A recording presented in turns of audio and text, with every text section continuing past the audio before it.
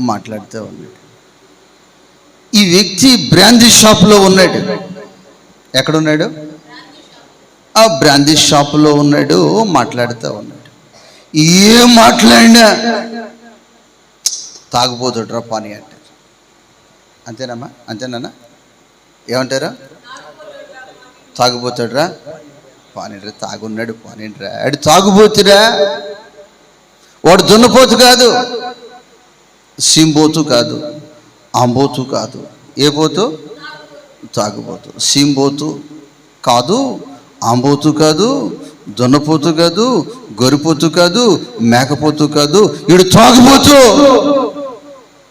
పోనీ, దేవునికి స్తోత్రం. హల్లెలూయా, హల్లెలూయా. వీడెవరో తాగుపోతు. పోనీయండి, దేవునికి స్తోత్రం. ఇక వాడు ఎట్టున్నా పర్లే. ఇంకో విషయం చెప్పమంటారా? వీడి వస్త్రాలు ఊడిపోయినా పర్లే, తాగుపోతాడు. ఎవడాడు? చెప్పండమ్మా. వీడి బట్టలు మురికి చేసుకొని వచ్చిన పర్లే, బట్టలు చింపుకొని వచ్చిన పర్లే. ఎందుకంటే వీడెవడో తాగుబోతాడు. ఏం మాట్లాడినా చెల్లుతుంది. ఏ నాయకుడిని తిట్టినా తాగుబోతుడు చెల్లుతుంది. ఎన్నికల కోడ్లో ఉన్న ఇబ్బందులే తాగుబోతుడు అంటారు. ఏమంటారు? వాడికి ఎన్నికల కోడ్ కూడా వాడికి వాడు తాగిపోతాడు రా, వాడు ఏంటి అంటే. దేవునికి స్తోత్రం. హల్లెలూయా. ఒక పరిశుద్ధ స్థలములో ఉన్న వ్యక్తి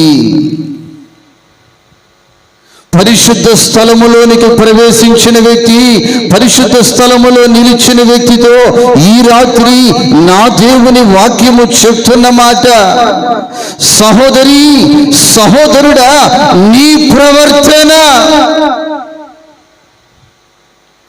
జాగ్రత్తగా ఎట్లమ్మా చూసుకో. ఇప్పటికే నీ కంప ఎంత కాలిపోయిందో చూసుకో. ఇప్పటికే నీ ప్రవర్తన వలన ఎంత ఆత్మీయ ఆశీర్వాదాలని నువ్వు కోల్పోతున్నావో చూసుకో. ఆత్మీయ సంబంధముగా ఎదగవలసిన నీవు ఎంతగా దిగజారిపోతున్నావో చూసుకో. ఎందుకని ఆ వ్యక్తి దిగజారిపోవటం? బ్రాందీ షాపులో లేడే, ప్రార్థనా మందిరములోనే ఉన్నాడే, ప్రభు పాద సన్నిధిలో